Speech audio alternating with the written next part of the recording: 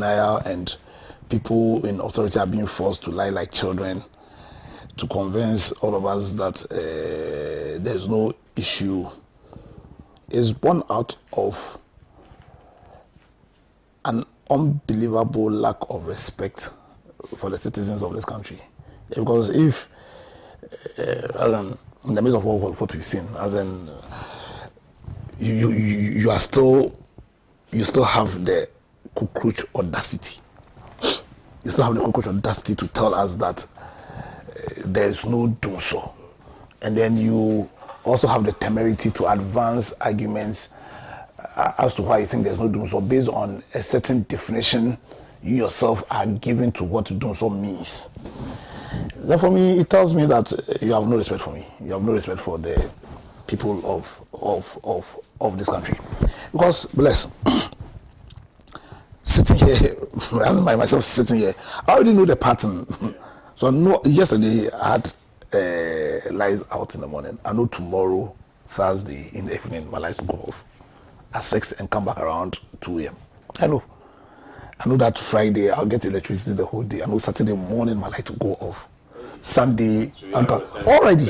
I mean, yeah, so they are working with a certain timetable, they themselves. They are working with a certain timetable. And they know exactly what they are doing. So what will cause them not to admit and publish to the entire country? What will cause them to undertake this radical campaign of lying? You are very diplomatic when you said denial. I know diplomacy isn't one of my strongest forte. Yeah, I understand.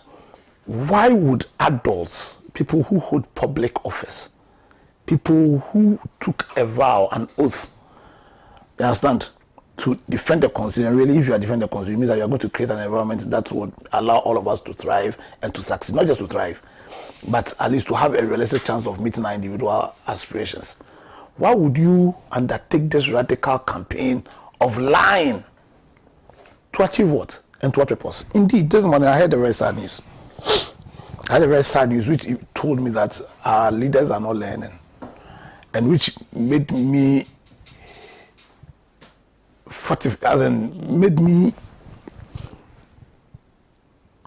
be convinced beyond a shadow of doubt about my belief that a lot of the people in leadership, especially people who the Nanado chose to lead us, are filled with familiar spirit. See, sometimes when I say these things, you think that I'm being a bit outrageous. But I don't know if you've heard that one of the directors of ECG in Kumasi has been arrested at the behest of the regional minister. Why? Only because the ECG taxed people from Accra to go to Kumasi to disconnect Kumasi Technical University's electricity because they owe over 600,000 Ghana cedis. So why would the regional minister undertake such an act when clearly he does not even have the power to do so?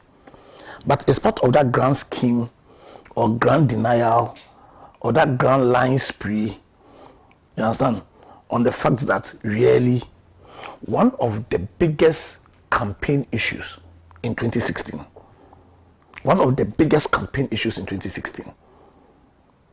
that is the inability of John Mohammed's government at that time to provide energy. A problem which was solved before Nanado came to power, or came to power in 7 January 2017. You understand? Because it was a campaign issue, this government thinks that they have the power to hoodwink Ghanaians into believing that really doing so isn't back. Yeah, I understand. You see, earlier I spoke about integrity and I spoke about patriotism, because really, when you consider the monumental failure in all areas, you understand, and see, This government, when they were in opposition, Nanado and Bamia, they spoke about the dollar and what they expected Mama to do, having was seeing the what's called massive loss of value in the city. Nanado said under President Kufuor's time, $1, 1 cedi. Under Mills Mahama, $1, 2 cedis. And he expected President Mills or President Mahama to have resigned because they could not hold the value of the city. It was, you see, we should truly forget the issues raised. Now you've come and under your watch, right now the city is teetering towards 14 cities, 14 cities. And you haven't resigned. So then what fueled that communication? Was it born out of principle, genuine principle? Was it born out of genuine love for the country? Was it born out of a genuine belief in the lack of leadership ability of President Mahama? Or it was born out of your singular desire to wrest power? You understand? It's always important that we scratch beyond the surface and try to understand the reason, the purpose, the objective behind why we do things. Because clearly, per the principle espoused by Nanado, when he said he expected Mahama to resign, the question is that having supervised the unbelievable loss of value in the city from 4 cities to 14 cities, why is he still in power? Why hasn't he resigned? Because he would have, meaning that if you expected Mahama to resign because the city moved from 1 city to 2 cities, then what you are telling me is that you expect of yourself to resign if the same what's called devaluation happens under your watch. Now also the energy issue. Also, as in we held vigils, we held massive demonstrations, we all spoke against President Mahama when Dumso occurred. If we have integrity as a people, because I always talk about principle, and see, there must be some form of equality and equity in how we dispense with, or in terms of what we expect from leadership. Otherwise, we'll be at the end of this calamity of leadership that we are experiencing now. If we cannot be guided by principle, or really, we also the anger in Ghana here because we didn't have energy during Mama's time. Why are we not exhibiting that same level of displeasure or holding this government to that same level of expectation? You get a point. So because at the end of the day, per our constitution, like I always say, the repository of sovereign power really are the people of Ghana. 2, when we read the constitution again, from Article 34, I think the directive principle of state policy, where it gives us policy guidelines to guide us when we are making decisions. And the first decision we take during any governance term is a decision as to who is our president and who are our parliamentarians. Well, that's the first and most important decision. There is a reason why the constitution felt that I must tell we the people of Ghana, the citizens of Ghana. And we are the first people mentioned when it came to who the directive principle of state policy applied to.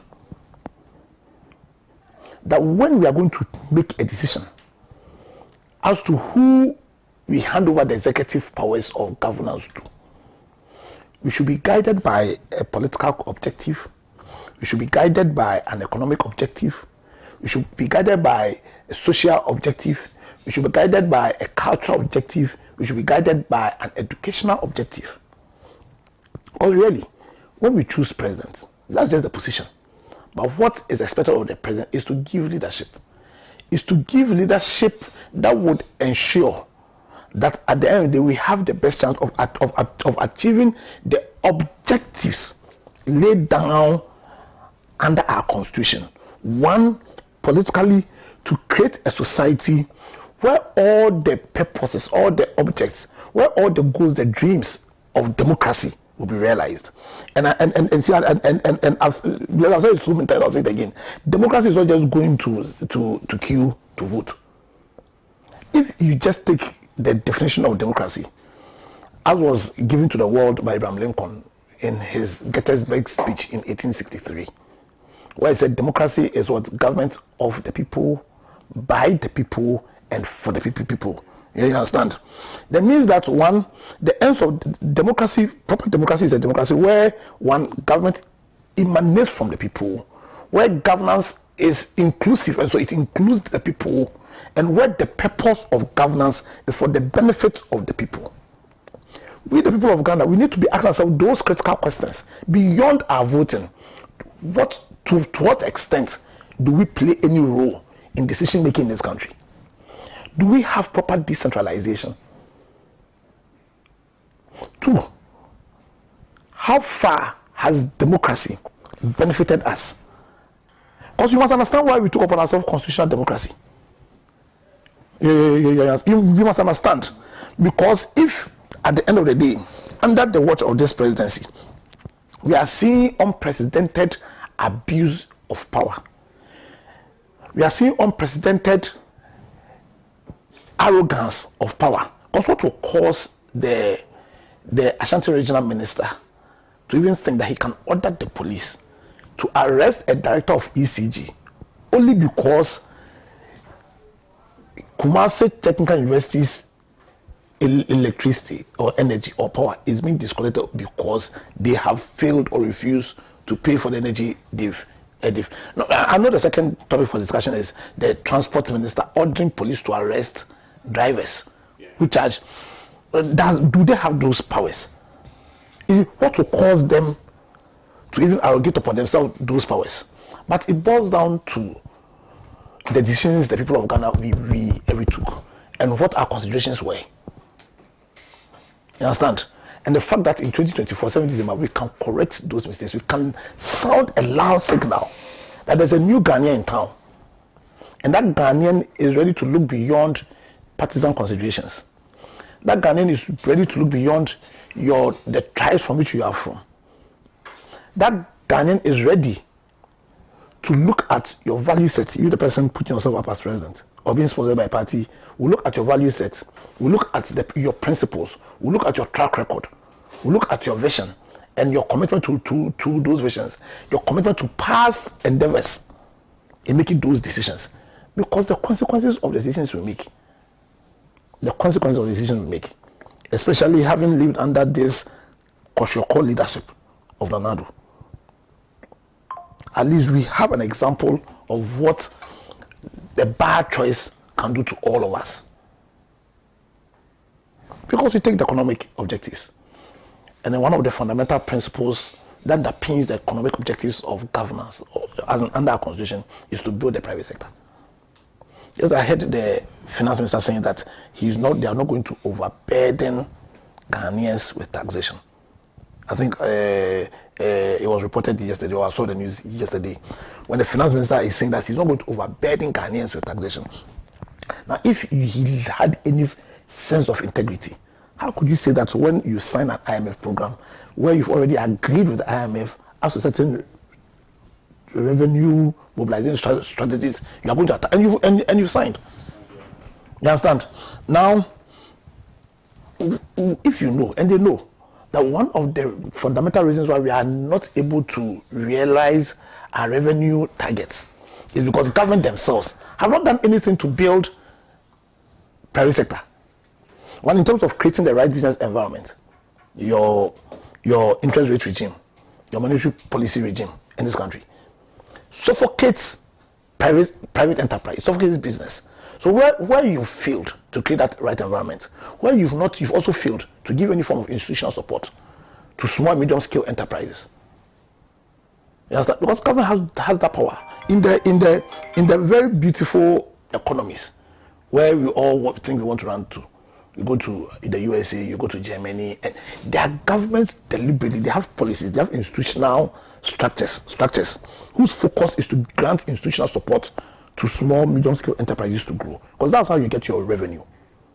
Yeah, you understand? In fact, There are so many examples of how government can use institutional support in helping building the structures of the businesses. Also in terms of granting financing in whatever shape or form, understand, to cause the informal sector to want to formalize. You can do that. When you fail to apply all those things, and you think then how are you going to get your revenue? So why you go and stand somewhere and say that you're not going to overburden Ghanaians? There is born out of a massive lack of integrity. You understand?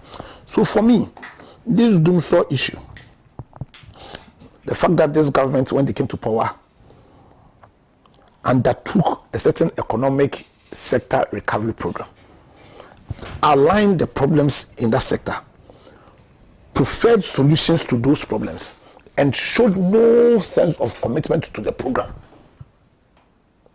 No sense of commitment, because they didn't see through the program.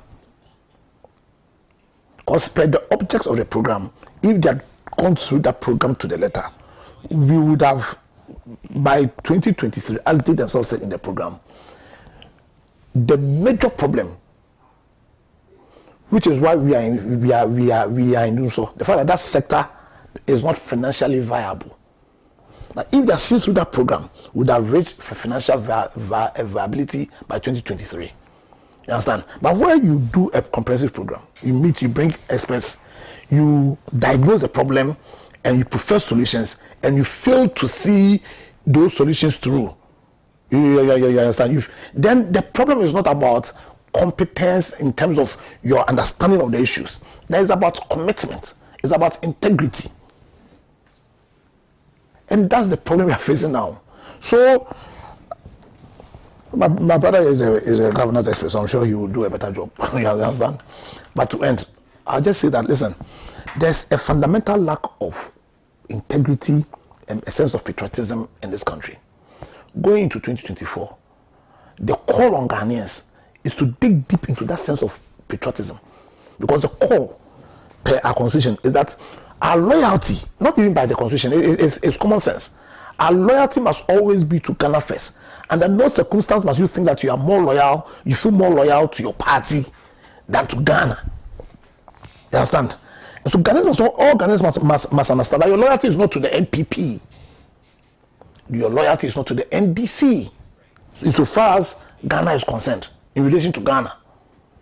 And that the parties, knowing how they can use these parties to scam Ghanaians, have made us to believe that when we vote, we actually vote for the party. But we don't vote for the parties. Under our system, we don't vote for the parties. When you say you are voting for MPP or you are voting for NDC, they said that what you are doing is that you are taking, then who is responsible? Because MPP and NDC are just, what's it called? They are not living. It's just some creation, some abstract creation. And there are human beings that give life to those parties. You understand? And especially because per our constitution, we give executive power to an individual, then it behoves on all of us as patriotic citizens of this country, whose sole loyalty is to Ghana and to the progress and success of this country. Now, when we are going to take that decision in 2024, beyond being guided by the objectives as has been laid out clearly under our constitution, we must also be guided by that deep-seated sense of integrity and make a decision that will inure to the benefit of Ghana. When we've done that, when we've made that decision based on integrity, then we'll have a high chance of all these useless problems that we are still be dealt with doing so. Why should we wake up early and come and discuss doing so? After everything we said in 2023 to 2026, why should we come here to talk about exchange rate issues? After all the various discussions we've had about the structure of our economy, there is so much communication about the issues we have with the structure of our economy. So why have we not attempted to solve those problems? It's not about lack of knowledge, it's about lack of commitment, and that's more serious. And so in 2024, when we are going to vote, let's vote for somebody who has commitment, who's demonstrated commitment to solving problems. And in my view, the person beyond all of them who has that commitment, who has that integrity, and who has that vision to solve the fundamental problems that we have been dealt with is Honorable Alan Jokoju Chimantin. Let's go and vote for him for a revolutionary change in our country. Thank you. Yesterday I was watching another channel. I heard Mr. Jantua, lawyer Jantua. He was commenting on the energy crisis, and he says that we shouldn't politicize the energy issues. I mean, my question is, when does it become convenient to politicize or depoliticize a particular, national issue? Because I remember 2016, I remember 2013 to 2016, when we were heavily plagued by this, doomsday issue. I know how the conversation went, and people who were heavily involved in that. Bless is a political issue. Why? We should differentiate between politics and partisanship. Yeah. It's a political policy. You are making policies. You understand? It's a political issue. You understand? So don't forget that it is politics. We will do. Right. Let me come to Mr. Michael Abbey. Also, he's going to share his thoughts with us on this doomsday issue that is worrying everybody. Well, thank you very much, Bless, and let me also join counsel to greet our viewers this morning, to say a very good morning to them. Yes, let me begin from the last point, the issue about politicizing the issue of the energy issues largely. And I like the point raised by counsel on the fact that, listen, we must always delineate between partisanship and politics. Indeed, everything is as a result of political decision making. Yeah. So the energy issues, healthcare issues, infrastructure issues are all as a result of political decisions that are made. Yeah. But there is another leg that I would want to maybe clarify. There is an impression created that anytime we say let's not politicize something, that it means that it's most often the opposition who tends to politicize the issue. But you can have a situation where the government of the day, by their own conduct, even begin to politicize the issue. So you mentioned, for instance, that the energy minister was asked, why not you provide, what's the name, timetable. His response was born out of partisanship and a politicization of the issue. Because his thinking is this: immediately we publish timetable, it means officially we've admitted by our own conduct that doomsday is here. But again, the issue is, what is doomsday? Very simple. Our lights going on and off, regardless of the span, whether it's for 4 years or it's for a year or whatever. As we sit now, we seem not to have a grasp of our lightning issues, and so the lights goes off on anytime, and so it affects our planning. We are unable to predict and be certain in terms of those who use energy, light and what have you. But again, you see, as we sit here, I saw a notice a couple of, was it last week thereabout, that the government intends commissioning the Kumasi 1 thermal plant today. In the yes, it's today. Good. Today. And there is a history behind that. We know what they are calling the Kumasi Thermal 1 plant as the Ameri plant. Yeah. We know that. Yeah. We know when the Ameri plant was brought into this country by His Excellency John Dramani Mahama. And we know it was when we were in our doomsday days. Yeah. Now, it is very important for us to unpack the issues, for the viewers to understand what the fundamental issues were then. Now, under Mahama, it was more of a generation problem than a financial problem. Indeed, we even had our water levels in the dam low. And so we were able to generate. And that, of course, created the need to bring in plants. And in this case, the Ameri plant, to come in. I think it came with about 10 different units or so, each producing a certain volume of electricity, and to augment and to ensure that there is some form of stable electricity supply. But as I mentioned, before even Mama exited, the whole doomsday issue was resolved. It was largely a generation issue. Today, the doomsday we are experiencing, the fundamental cause is largely a financial issue, not a generational issue. And when you pick the report from the Energy Commission, you get all these details in there. Now, so why is it a financial issue? It is so because we are unable to buy fuel. That is what the experts are saying. And what that means is that you don't have money to do that. But the interesting irony is this. The Ameri plant, which is being relocated or going to be commissioned in Ashanti region today, we are told by our MPs, and they have access to official documents, that the cost of the transportation of the plants to Ashanti region is hovering around $35 million or so. Yeah. So you can have money to transport the plant into Ashanti region, recommission it, create the impression to the public that is a new project you're doing because we are an election year. So the public thinks that, oh, okay, they are addressing our Dumsor issue. When we all know that it's the Ameri plant, which His Excellency JDM bought, the same thing, which you bastardized him for. And the cost of transporting that to the Ashanti region is $35 million plus. You were able to find the money to do that. But you're unable to get money to get fuel to ensure that. I mean, so that brings us to the issue of commitment and even prioritization. Yeah. What is our priority as a country? Now, for me, I would want to even situate this conversation within a broader context and the whole issue about public service delivery. You talked about beautiful countries. I would call them progressive countries. And in those countries, you see, public service providers or agencies are, their actions are anchored on the thinking that we are there to provide service to the ordinary citizens. So we supply. Over here, you wait for the citizen to demand before you supply, and that is not a public service delivery orientation. So you go, for instance, a pastoral office, and you're treated as though you're not even a Ghanaian. If the thinking is, oh, we've been established to meet the demands, the aspirations of the ordinary Ghanaian, so we have to supply, so let's keep supplying regardless.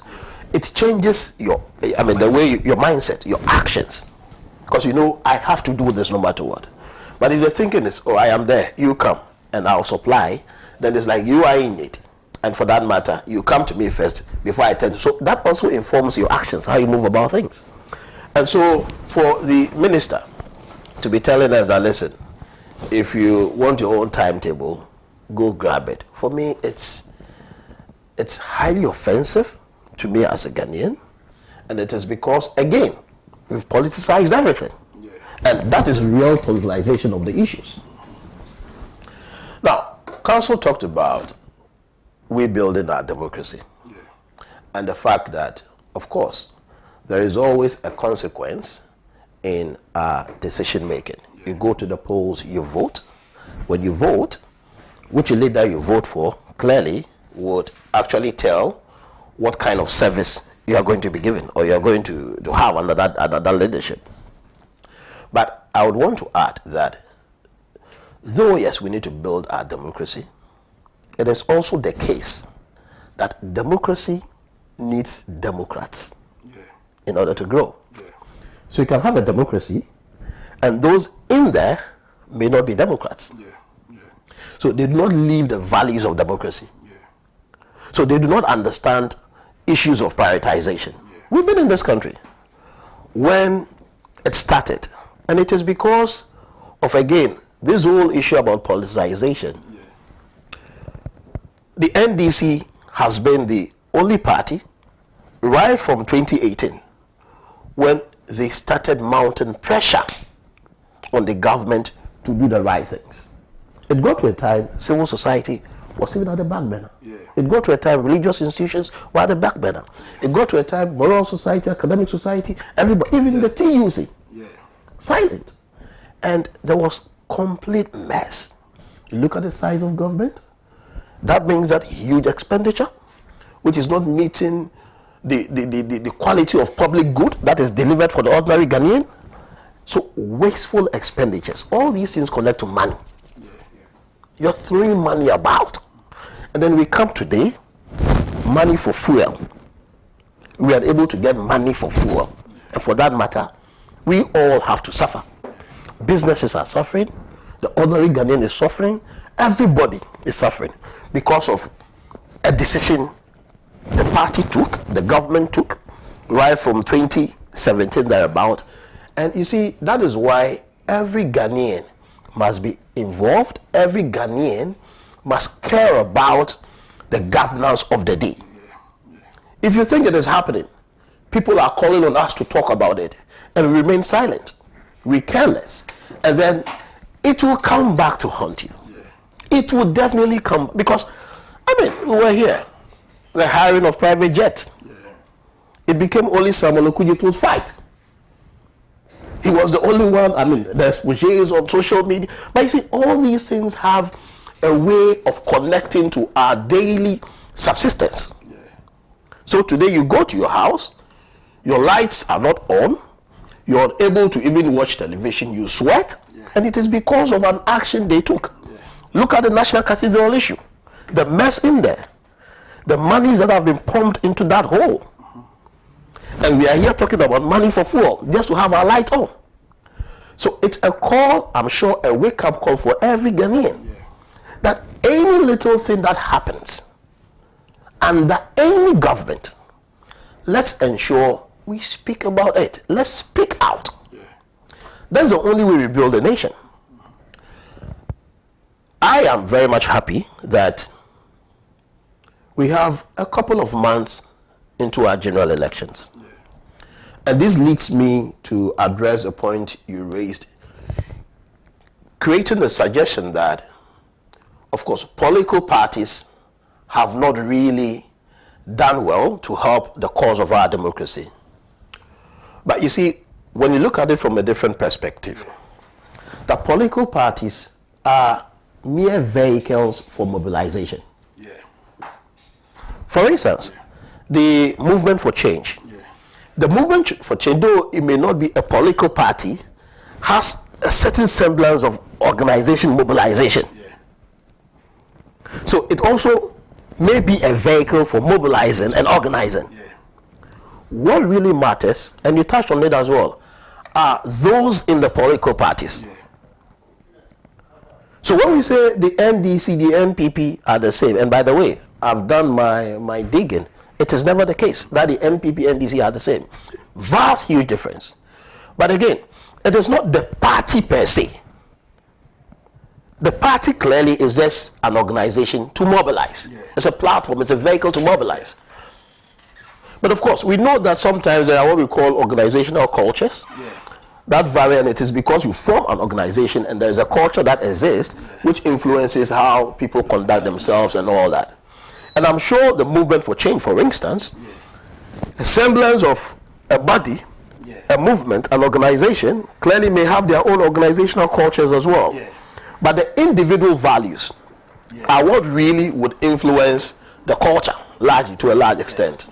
So, I mean, and sometimes I sit and I ask myself, so is there any shame at all, even in politics, such that with the complete mess we've seen, and it is the first time, usually, under any government, it's either you're struggling or you're suffering from an economic challenge or some democratic issues. But under this regime, you have the twin problem of economic failures and democratic failures.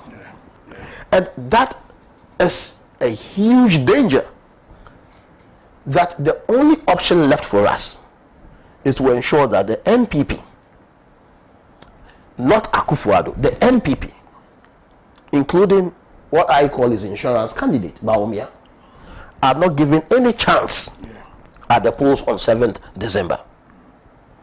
Now, I have a choice to make. And I have a choice to make based on the track records of those presenting themselves to be elected as president. Indeed, I heard someone say that, oh, okay, others are calling for His Excellency John Dramani Mahama to be given 4 years more. And 4 years, what is he coming to do? Just 4 years. But at least I can say that he is able to do much more in 4 years than what has been done in these 8 years. And the evidence is clear in his last 4 years as president. The huge, vast infrastructure projects we saw, sometimes you lose track of them, you can't even count them. It was done within 4 years as president. And it's way possible. It's just about the impact within that number of years and the issue of priority. Someone was telling me that, I don't know whether you've watched the movie Money Heist. Yeah. And it appears because, and you see, we must say things for what they are. Yeah. They're not garnished things. I don't see any future for my unborn child or for the young guy I saw on the streets right in front of Pan-African television, because all funds that have been earmarked in terms of intergenerational cause have all been leveraged for loans. Yeah. And this was done by this government, with Alhaji Bawumia playing a critical role in that. I think it's high time we look into each other's faces and tell the truth. With what is going on. And that is why the energy minister Blaise labeled that as arrogant denial also. I think you used a certain phrase. Arrogant denial. You see, there is a reason he would give you that posture. It is because he knows that, listen, there is complete state capture today. He knows that. And again, he knows that in the unlikely event that Alhaji Bawumia wins, I am so protected, I am so safe, because Alhaji Bawumia will not do anything. He is our insurance candidate. He is rather coming, and when he comes in the unlikely event, it's rather to further what we've been doing. So it gives him that confidence to look into the eye of the ordinary Ghanaian and say, go and have your own timetable. This is not the first time. Yeah. That confidence was exuded by the president when the chief from the Volta region asked about the E-blocks. Then go and complete it. It is because Akufo-Addo knows that in the unlikely event Alhaji Bawumia comes, nothing will happen. It's going to be the same thing, and we are even going to use that third term to consolidate proper and now control Ghana. They know that. You see, from people's actions and conduct, you can tell how they see the future. And it is dangerous. I mean, all we are saying is based on research work. When you look at all the polls, the findings about the ordinary Ghanaians' assessment of governance today, when you take the Corruption Perception Index report, no, all these have been buttressed by scientific research work and polls that have been done. Now listen, on comparative basis, this is the worst form of government. And there is no way. You see, so sometimes, for some people, it's about, listen, patience. Let's harbor this. Let's harbor this. When you speak, it doesn't go anywhere. When you scream, it doesn't go anywhere. So there's a huge silent majority growing against what is happening now. Some even sit and ask, is this Ghana? Those within the international development space, I can tell in the civil societies, we engage with them all the time. People keep asking, is this Ghana? The only option is for us to not lose our guard, be patient. The day of reckoning is coming. Because, and you see, when Akufo-Addo gave the hint, now listen, I am not going to listen to any Ghanaian on how I should run my government. Many of us didn't pick that signal.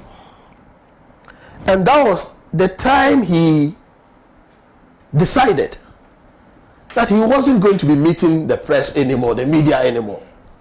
That used to be a regular practice, where presidents meet the press, meet the media. The media becomes the conveyor belt to transfer the concerns of the ordinary Ghanaian. When was the last time Akufo-Addo met the media? In what we used to know. I've even forgotten that we used to be. That was the clearest signal. Meet the press. Yes, that was the clearest signal.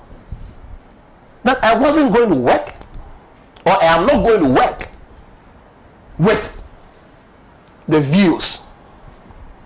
And you see, everything connects. And it is not for nothing that when you look at the research findings, the issue about trust in our public institutions, trust in the executive, well, so Ghanaians do not even trust this government anymore. So for me, it's a difficult place we find ourselves. We know they intend using money to persuade people, and that's also the height of insult to the ordinary Ghanaian. That I take you through all these suffering, and then I come and I dole out to you, just for you to say, okay, I'm comfortable within some few seconds, minutes, weeks. You're able to maybe pay the school fees of your what? Maybe 500 cedis. Your child. Oh yeah, he managed to get me the money to pay. Forgetting that it is the responsibility of government to ensure that the scholarship secretariat is actually decentralized. So there's a fully functioning scholarship secretariat in your district closer to you, where your ward can just apply and must not go through any member of parliament or any politician, but you just apply because it's been decentralized properly and properly resourced. He didn't do any of these things. He rather gave the scholarship opportunities to people in his government. And then when the D-Day comes and he comes to share some small money, you take it, or because he gave me money and my ward needed whatever for school, I'm able, so I'll vote for him. That's the greatest insult ever. And so I call on ordinary Ghanaians to be watchful of these things, these developments that may be coming up. I differ from you on who I think should be voted for. And when we talk about track record, then you're talking about someone who has occupied that office before. And there's already a decision amongst those in the civil society space, those in the international community, to be upfront. Because we can't lose Ghana's democracy. And we think as it stands now, His Excellency John Dramani Mahama is a boy's choice to help us redeem this country. Thank you very much, Mr. Michael Abe. I'll read a few messages from our viewers. I've sent lots of them. Bless Sachu says, I'm listening, I'm watching live from a hole. Nice show. Musa Abatwa says, the point must be made clear that we in the NDC are not perturbed by the political persecution by the NPP government. We are the panacea of the 1992 Constitution. Therefore, we believe in probity and accountability and rule of law, but it must be seen in the unbiased manner. However, we'll continue to expose NPP government's ineptitude in managing economic affairs and their corrupt practices. DJ Felix says, my name is DJ Felix from Kumasi Swami. Doesn't the NDC also have notable persons, people who can best lead the party, yet you choose someone who lost an election by almost 1 million as a president and continue to lose the subsequent election? NDC has no future. Greetings, Dr. Baumia, Odene Kwekwa, Honorable Maso Ofusu Boache Swami MC, and Kwame MPP. All right, thank you so much. Dennis Nemison says, Junior Jack Toronto, if you don't talk to your people, ECG, if you don't talk to your ECG people, they will send you to opposition. Okay, because Senior Toronto has ended his term, so he's not going to do that for you. Okay, thank you so much. Some of the messages are not so clear, but please, once you are sending a message, make sure that it is clear enough for me to read for you. Why are the other political parties not speaking about the missing BVD machines, but only the NDC is championing the fight or matter with the EC, or they are in bed with the EC, if I may ask? Billy Bala says, is renaming the best or the priority that the Nanado administration can give Ghanaians? Flagstaff House, interchanges, roundabouts, universities, and now Mary Plant. Change of name is not the solution. Someone should wake the sleeping president. Julie Belinda Aubry says, posterity and karma has exposed this government, and we need to rescue this country. Abubakar Sadiq Mohammed says, good morning to you and your guests and viewers. I want to inform all Ghanaians, especially the political parties and their leaders, as well as the media, that the EC Ghana has removed, the Electoral Commission of Ghana has removed all registered voters' house numbers from Ghana's voter register. To me, it would be very difficult for polling agents to identify voters. Please, all Ghanaians should cross-check this and react now. Okay, thank you very much. These are some of the messages that we have received from Facebook. Let me go to WhatsApp. Good morning, Bless. I'm Gordon from Nandom. Our major problem as a country and continent is simply that of political mediocrity and hypocrisy, which has eaten up our sense of consciousness and patriotism as a country. We usually put forth our political interest first, forgetting that we have been a people of a country before partisan politics. I get amazed with arguments. Okay, the rest of the message isn't so clear. Thank you so much for your message. Inauguration of Ameri in Kumasi.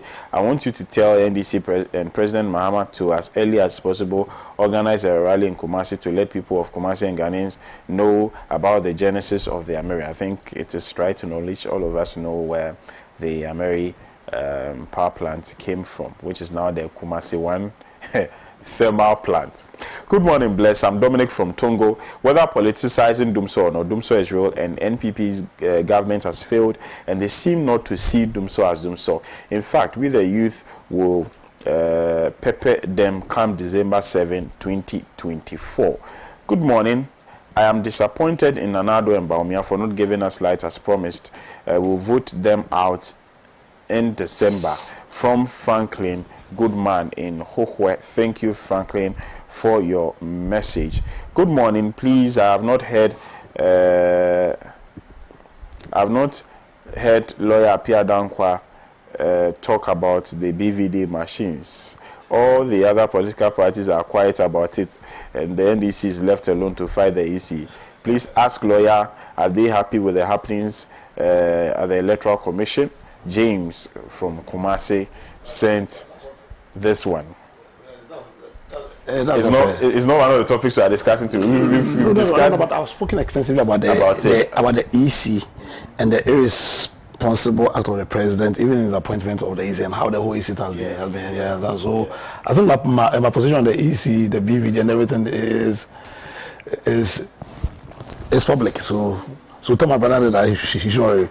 We are. It's not just the NDC fighting. We are all fighting. We are Ghanaians all fighting. Hi, I'm Tiyumba, watching you live from Nyankpala. We are tired of this arrogant, corrupt, and super incompetent government. Come December, we shall vote them out. Okay, thank you so much for your message. Good morning, gentlemen. In fact, the discussion on the Ameri plant has caught my interest and attention, but my only question to the NDC and former President JDM is that why would they sit down and allow the NPP government to take the NDC and JM legacy only to paint it in the eyes of many Ghanaians as if it is their work? If the NDC should allow this, then a time will come when NDC will have no legacy to trace or talk about. Come on, they shouldn't allow this happen. Seidu John Paul, immediate past SRC president of Tamale Technical University, sent this one. Thank you so much for your message.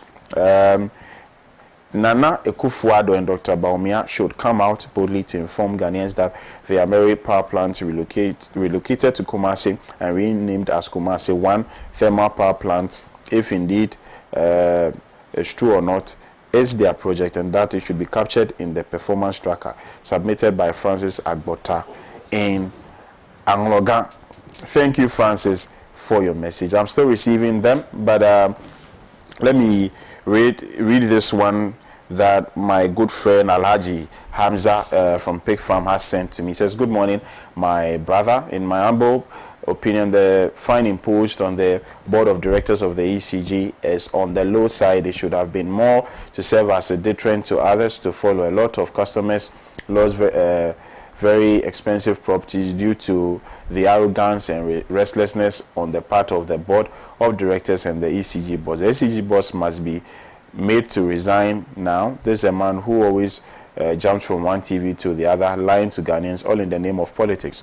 Truth be told, we are where we are today simply because of the arrogant posture of functionaries of this government. They always feel they know it all but know nothing.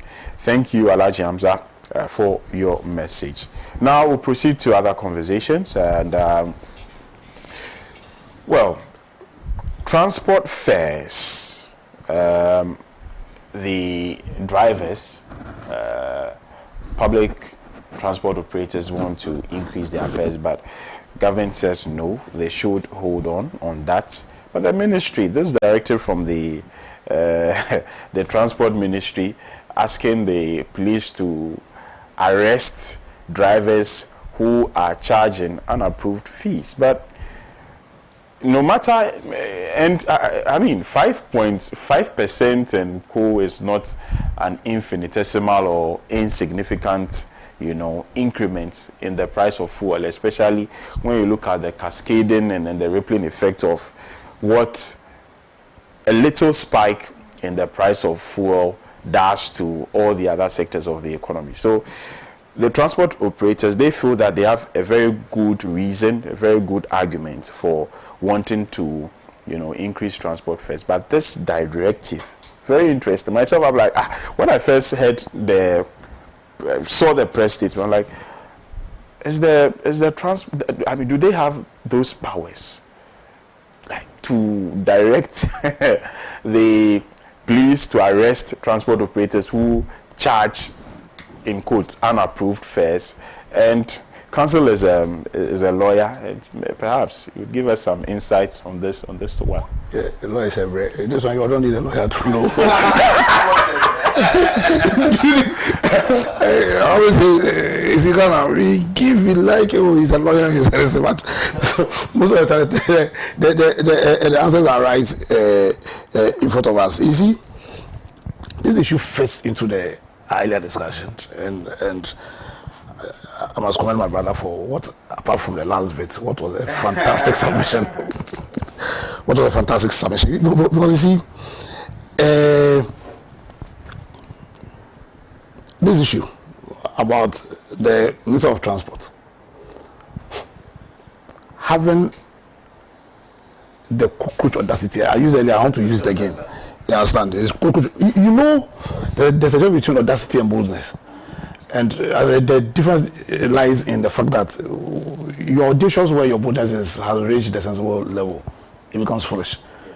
And the cockroach, they are the most audacious animals on earth. When you have visitors, that's when the cockroach will come and show the head. Yeah, you understand?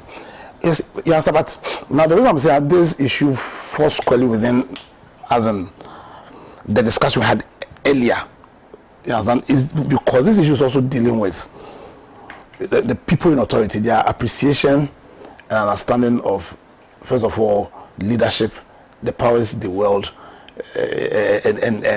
and how the culture, there's a culture that is permeating their party, is causing them to breach every single principle we know about leadership. Every single principle we know about leadership. Because, like I'm saying, this is a matter of common sense. One, is the transport sector, is it regulated? As in the road transport sector, is it regulated? Are we not practicing? In Ghana, are we not practicing a free trade system? Is there anything that prevents a driver from charging? Because really, you see, it is a contract. It's a contractual relationship. Yeah. Yeah. And that's why usually GPRTU, the Foreign Association, there's no law that says that every transport operator must join. Or is there, if probably I don't know, there's any law that says a transport operator must necessarily join the GPRTU. Yeah, it's not. It's like the Ghana Bar Association. It's like Ghana Bar Association. There's no law that says. There's no law that says you must join the Ghana Bar Association. Yes, or the Ghana Medical Association, or you understand. So the question is, who is the transport minister? Isiama.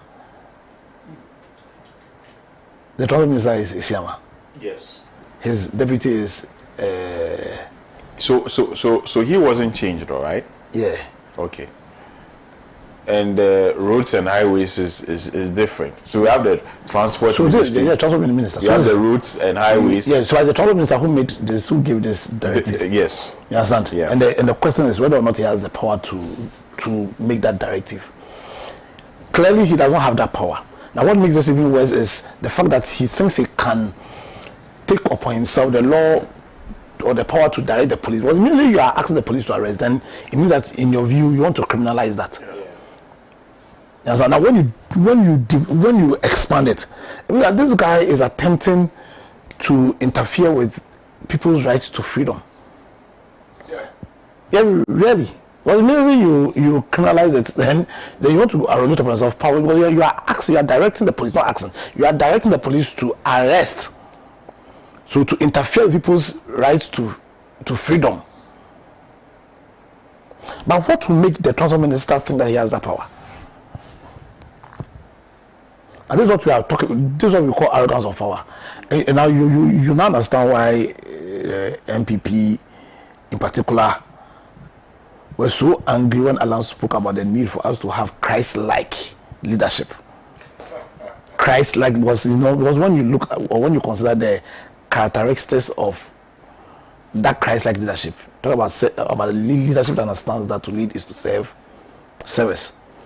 Leadership that understands that your powers fall within the confines of the law. Leadership that understands that you are only giving powers so that you can transform. So when you understand everything about Christ-like leadership, and you see this abuse of power, this arrogance of power being shown by these ministers, and plus you understand why I say the MPP right now is filled with familiar spirit. Why am I saying? Before you continue, not to cut Oh, you. When I was reading the messages, I wanted to ask of Ambassador Sampi Ali, because I was expecting a message from him. Yeah, well, the day I was talking about the familiar spirit, he was here. I was expecting a message from him, and then he sent it actually. Yeah, he says, very solid intellectual panel, doing fantastic submissions. Thank you, Bless. And this one is coming from my Ambassador Sampi Ali was my SRC president. As my SRC president was here. When I was talking about the familiar, the only reason I've brought about this familiar spirit issue is because of something very important Mike here spoke about culture. The culture within the parties, and how the human beings, the values, the principles of the human beings that constitute the party can impact the culture, the values of the political parties. Yeah, you understand? Because you see, the fact is, yes, we vote for individuals, but we run a system largely where all the presidents we've had have been sponsored by political parties. And when the political parties make those decisions as to who to choose, we know that our constitution says that they should be guided by the directive principle of state policy. However, they always invariably choose leaders who reflect and represent their values, their principles, and largely their spirit. Because we should not forget that when the MPP chose His Excellency Dr. Mahmoud Bawumia to be their candidate, Brian said that it was the spirit of the MPP that had chosen His Excellency Dr. Bawumia.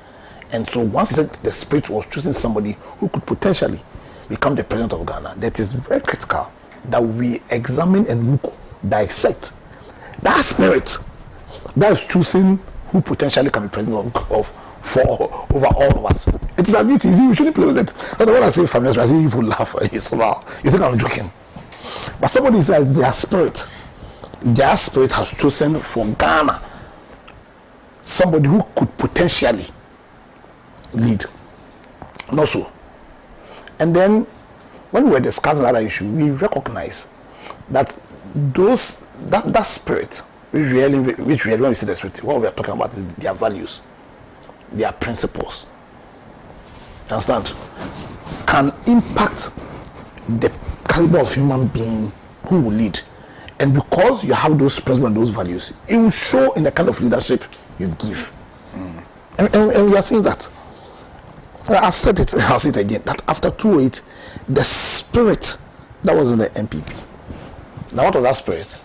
A spirit that represented the principles and values of the liberal democracy: tolerance, consent of those who are governed, the consent of those who are governed to those who govern them, respect, accountability, probity. Now, after 2008, after we lost the election after 2008, you understand? The leaders of the party at that time exercised that spirit, they sacked that spirit, and they filled the party with a new spirit. What was that spirit? Machiavellian spirit. A spirit that believes in the concept that, listen, we don't care what kind of leadership you are going to give. All we care about is the power. We want power, but we don't care what we are going to use that power for. Lack of tolerance. Because prior to 2008, you never had all die be die. You see, sometimes we take things for granted, but it's things that were said when we were seeking for power was really an opportunity, or God Himself was showing us the value set of the human beings who were begging us for power. Now we took them for granted. You understand? Indeed, every party has a clarion call. NDC people, you say what age or boy, MPP, those days, you say Eishi. The response was Rado. Fantastic. After 2008, when we say Eishi, the response was power. So immediately what drives you, immediately your value set says that the end justifies the means. You understand? And that end for you is power. Then we'll have the problems we're having because when another one power in 2016 and in 2017 when he became president, and 2021 he had achieved his end. He had achieved his end. Clearly there was no plan for beyond the power, or what he was going to use the power for. Because you see, if he was given real leadership, a leadership that was forward by the right spirit, the right values, then immediately he'll be demanding, or he'll be sacking ministers when they undertake such actions, when they abuse power to this extent, because then you won't tolerate it. You won't tolerate that kind of spirit, which is adverse to everything you believe and then value. Immediately, the transport minister directed, because you see, when I became president, when you become president of Ghana, you take a vow. Also, you take an oath. Essentially, what's that oath? The oath essentially is to protect, defend the Constitution of Ghana, everything the Constitution. Now, defend the Constitution of Ghana also means that you are defending the objectives of the Constitution. You are going to defend the rights or the purpose of the Constitution. And the fundamental purpose for every democracy which is fashioned under what we call a constitutional democracy, a constitution whose focus is to limit the powers. The purpose for those kind of constitutions or democracies is to protect the lives of its citizens, the liberties of its citizens, the rights of the citizens, so that if that's the core purpose, or that's the fundamental purpose, the directive principle of state policies can be said to be the secondary purpose. But the primary purpose for every constitutional democracy is to protect our lives and our liberties. And that's why we limit the powers of government, because you don't want anybody to be so powerful that they may attempt to infringe on those rights. Because those are the fundamental principles. So immediately anybody, because really the ministers are just agents of the president, really, because it's only the president and his wives who have executive powers. Any minister is just exercising the authority based on certain powers the president has given them, and they are acting on the pleasure of the president. All the ministers. As we understand that the constitution has directed the president that, listen, you must have cabinet, a cabinet which should not be more than a certain number. But yet, it is a directive, but yet, even the cabinet ministers, they are exercising the powers of the president. The president himself has extended to them. So immediately, any of your ministers is exercising the powers you have given them in a manner which is adverse to the purpose for which those powers were giving you. Then what business, why would a president who understands why he's even in power, the purpose for why he's in power, why would you even sit down for that minister to be there? You sack the minister immediately. You will sack the minister immediately.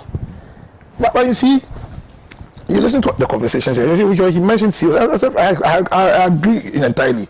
But like you did not ask you did not add one critical group of people. The media. The media. They were sidelined by the president himself. Oh no, they are in bed with the president. Trust me. The president is not. But so the president silenced them and they kept quiet. It really, the media we know or we sing. Are you embedded? Also, so I say the media, certainly certainly not all of them, but largely the media in this country are in bed with the hijacked. Yeah, you're right. No, I'm because you see, I was listening to conversations this morning on their tick, and most of the conversations, what people they are saying is, just for this percentage. No, but that's not the issue. You see, that is not the issue, and we'll be doing the people of Ghana a massive disservice if we do not cite the conversations within the proper context. You understand? And what the transport minister has done really is to arrogate upon himself powers to do what? Powers to interfere with our fundamental right to freedom without just cause. Because you see, there's when they use the word inalienable, inviolable in the constitution, is because they want to communicate clearly where those rights are emanating from. You understand? And that when the president takes that, he just takes it not to guarantee them, but just to protect them, because he did not give those rights to us. My rights to freedom, my rights to my liberties, well, we're not given to me by the president or any law, for that matter, any law written. But God Himself gave those things to me, and we came together to form a country and to give our powers to the president, so He will protect those, because we know that when man is left without any limitation, then somebody may attempt to. So, I know the time is going, but otherwise this could have been a very serious, or we could have cited the two issues together and that. Because really the issues are the same. The issues are simply that we have a president who sat down and is allowing himself, is abusing the purpose for which we gave him the power. And he's also sitting down aloof, failing to show any kind of leadership. And his people are abusing the purpose, or are behaving in a manner, or in their using of their powers, they are using in a manner which is adverse to the purpose for which those powers were giving them in the first place. And the only reason why they will do that is because the party from which they emanate from is the party who right now, whose culture, and always the culture will be a reflection of the spirit, is the familiar one. And that's why Ghanaians, come 2024, we must not, you see, we must have that sense of integrity, because if we are going to be honest, then this Bamia shouldn't even have 5% votes. After having led this calamitous leadership, he shouldn't even get 5% votes. But I know, you understand, this is the time for us to show that integrity. This is the time for us to show that sense of patriotism to our country. This is to show that sense of loyalty, commitment to the tenets and principles of constitutional democracy. And we'll show those tenets when we choose the right leader. So we start Bamia, and unlike my brother, we choose Alan John Kojo Chamanten as president. Because after all, about 99% of people who have become presidents, who've given us fantastic leadership, were never presidents before. You understand? So if you be sure that you feel we sack you cannot use that to say that you have experience. And because of that, only you have that experience. Of course, only you have that experience. Because only you in the nation of Ghana has been sacked as president. Right. You understand? Right. Thank you very much. Mr. Michael Abbey. Yeah, so I would want to look at this conversation from a different perspective, slightly different perspective. So I imagine the situation of the ordinary trotro driver on the streets of Accra, and I conclude that there are two main issues that may be triggering what is happening. One is based on their lived experience, and I'll explain that. And then two is based on their trust of government's ability to address their current challenges. A typical trotro driver may have a child who may be in SHS, who, under the promise of making SHS free, is now forced to be paying, because there are other costs that are coming up now, which parents have complained here and there. The same trotro driver may be facing the harsh consequence of food inflation. Food items are, in terms of the pricing, on the high now. The same trotro driver may not have adequate money to take care of or to access quality health care. Health insurance is in shambles. So this is the lived experience of the trotro driver. The trotro driver is already frustrated. The GPRT guy you see is already frustrated. Now the guy comes to work, and then as a driver, they rely on fuel. There has been increase of fuel a couple of times, a number of times. And of course, when there is increase, what it means is that automatically it must affect the pricing. That same driver says that now cost of spare parts, expensive. What it means is that when the car breaks down and I need spare parts, I need to cough out some good amount of money in order to make replacement. The same trotro driver says that, listen, even lubricant for my car, my vehicle, on the high now in terms of the price. And so my working environment is equally frustrated. Now, there has been this, of course, practice with the ministry where we agree on what should be the ceiling. So the association represents the drivers, they come in, they have conversations, we think they should be the ceiling.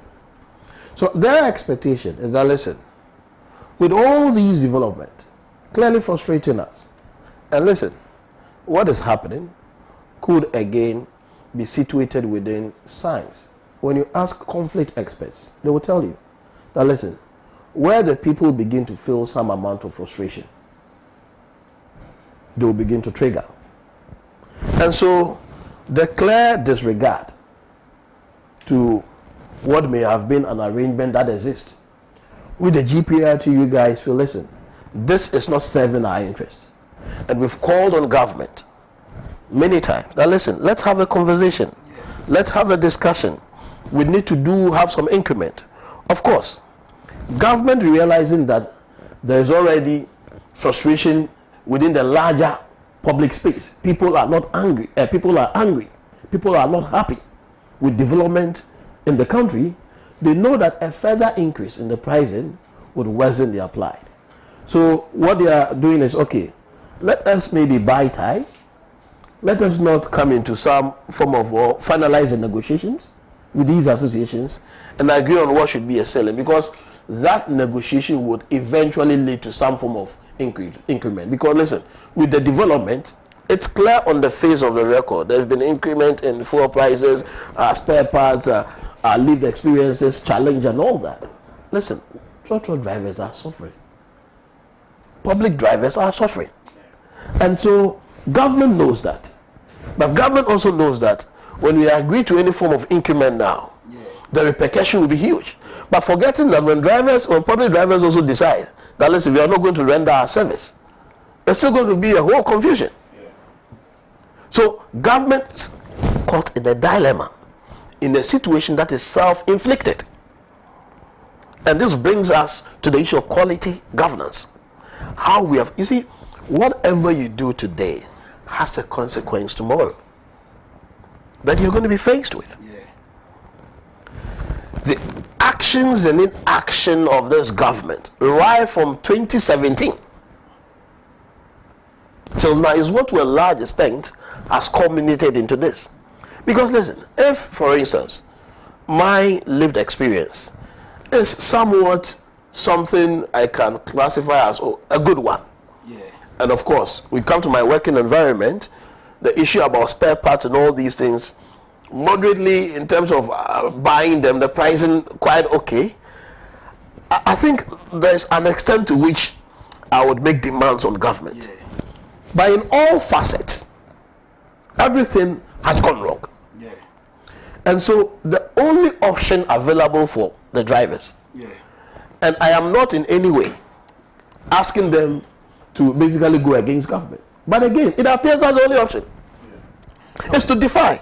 But sorry. No, come in. Does government, is it regulated? Does government have? So they can negotiate. So they have some. So they negotiate with the. So they can negotiate. Yes, they negotiate. So there is an arrangement already in place, which is a previous agreement. But there's been developments over time since that last agreement. That listen, we should charge this sailing or because it's like, and so for me, it's more like a civil agreement. So this is what we are agreeing with the association. That listen, given all these factors, because government of course must be interested in public transportation largely. And so given all these factors, we think that this should be the ceiling, the rate. So you look at it and see how you.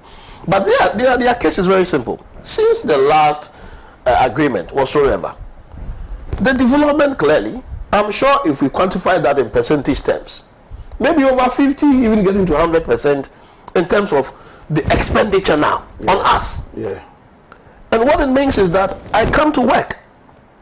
I wake up early on the street of Adenta. I apply Adenta to Osu. Early morning, 3, 4 a.m. I close in the evenings around 5, 6, 7 p.m. I go home.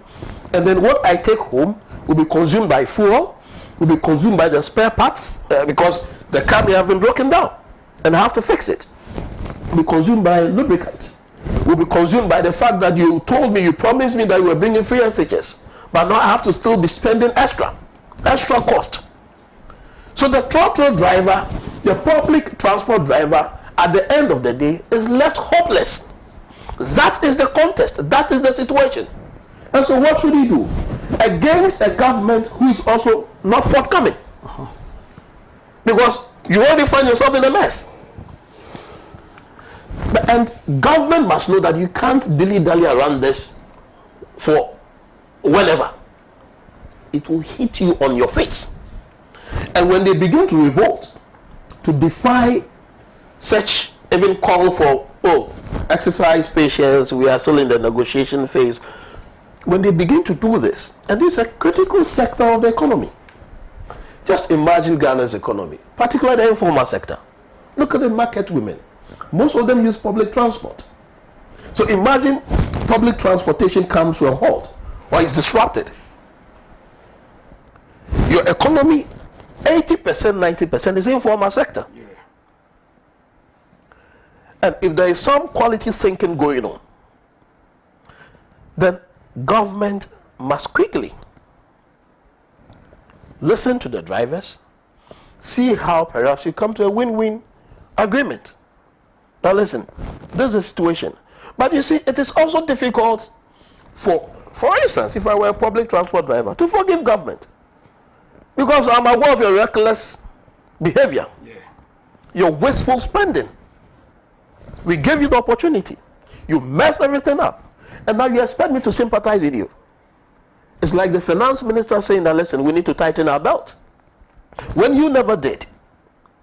So all that have been happening, there are consequences of, first of all, a bad decision that was made in 2016. You come to 2020, I'm not too sure if I can call that a bad decision. Because 2020, Parliament is a testament of perhaps a win for His Excellency John Dramani Mahama in the last elections. What happened in Parliament and the win across the coastal lines. So that may not have been a bad decision. For all you know, There was a good win. But something may have happened on their part. I mean government. So, for me, you see, government is caught in the web where no matter what you do, and that is why what is happening today, the conduct by public officers will not end. It will continue. It will aggravate. You can mark this day. And it is because you are caught up in the web where you can't disentangle or how do you say it? Undo it. So it's like you are in the net. When you pass here, there is no safe space for exit. When you go here, you can't move out. And so you just be playing no nonsense. And that is what is going to happen now. I call on the public transport operators, the drivers particularly, to, of course, insist on their demand and ensure that what is due them is given them. They are Ghanaians. Most of them have dependents. Most of them have families they take care of. And we can't afford to have a crisis where families can no more stand, where families can no more hold themselves together. The situation is already difficult. I was telling a friend the last time that, listen, when anyone called me that, Michael, I need support of, let's say, 1,000 cities, and myself, say around that period, had up, so I couldn't get the money for the person. And then the following day, the same person calls me, Michael, yes, I called you yesterday that I needed 1,000 cities.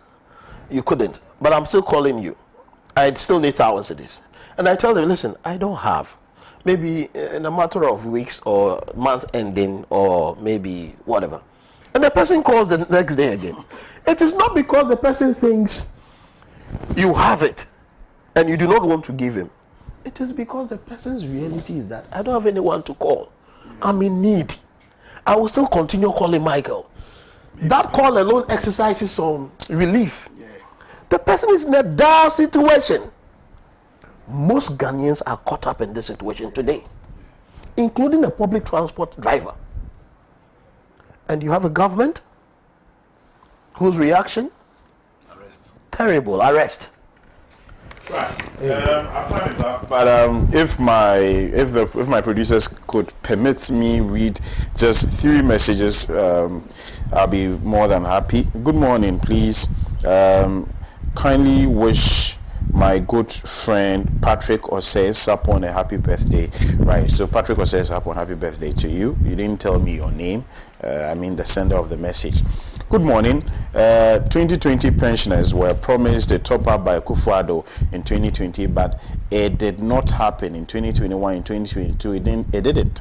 In 2023, May 1, the TC boss also assured us that the president has promised again and again. Another May Day is here, and these promises are yet to see the light of day.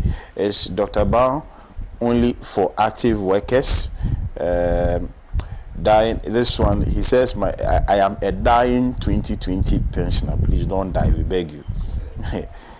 May we know how much the ECG board members are paid as the allowance? The amount they take might have informed PRC as to how much their charge should be. Bob from Boko sent this one. This one here, this is the final message I'll be reading. Good morning, gentlemen. In fact, this discussion on the Ameri plant has caught my interest and attention, but my only question to the NDC, I think I've already done this one. You sent this one via WhatsApp. I want to thank you so much for your time this morning, our cherished viewers. We appreciate you for always tuning in. And to my guests, Counsel Apia Dankwa, as well as Michael Abe, whom I've met for the very first time. Excellent submission from both of you. Our viewers have, enjoyed. For Ambassador Sampiale to actually send in a message and say that you've made very brilliant submissions on the show today is testament of the fact that yes, truly, it's been a very, very, insightful conversation here on Good Morning Africa. Tomorrow is a Thursday edition. Unfortunately, Comrade Pratt won't be around, but I'll try and get somebody to fill in, the void he's going to leave on the show. I'm hoping that Honorable Yunusa Husseini would be on the panel, as well as Elvis Bota of the New Patriotic Party. Until then, do have a pleasant morning. Bye-bye.